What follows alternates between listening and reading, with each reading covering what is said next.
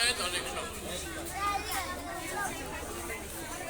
ব্রিটিশরা বিভিন্ন দেশের খোঁজে বেরোল ব্যবসা বাণিজ্য করার জন্য, তাদের পণ্য নিয়ে ব্যবসা বাণিজ্য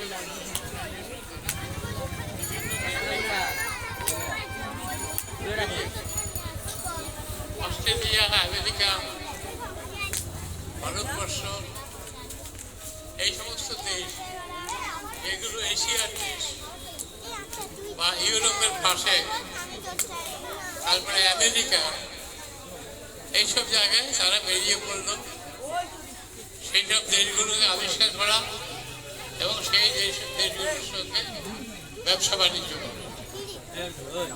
তো ভারতবর্ষ একটা সমৃদ্ধ স্বাধীন দেশ। তখন ভারতবর্ষে তখন মোগল সম্রাটরা রাজত্ব করছে। মোগল সম্রাট জাহাঙ্গীর তখন ওখানে দিল্লিতে শাসন করতেন। তা ব্রিটিশরা এলো ভারতবর্ষ,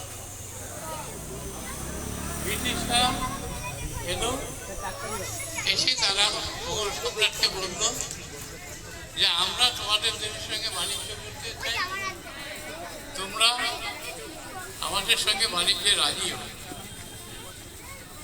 তো মোগল সম্রাটরা রাজি হয়ে গেল। তখন মোগল সম্রাটের প্রায় শেষ, রাজি হয়ে গেল।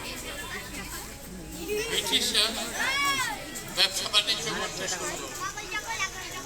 তাদের যন্ত্র এখানে তারা বাণিজ্য করে প্রভূত মুনাফা করবে, প্রচুর মুনাফা করতে হবে, লাভ করতে হবে।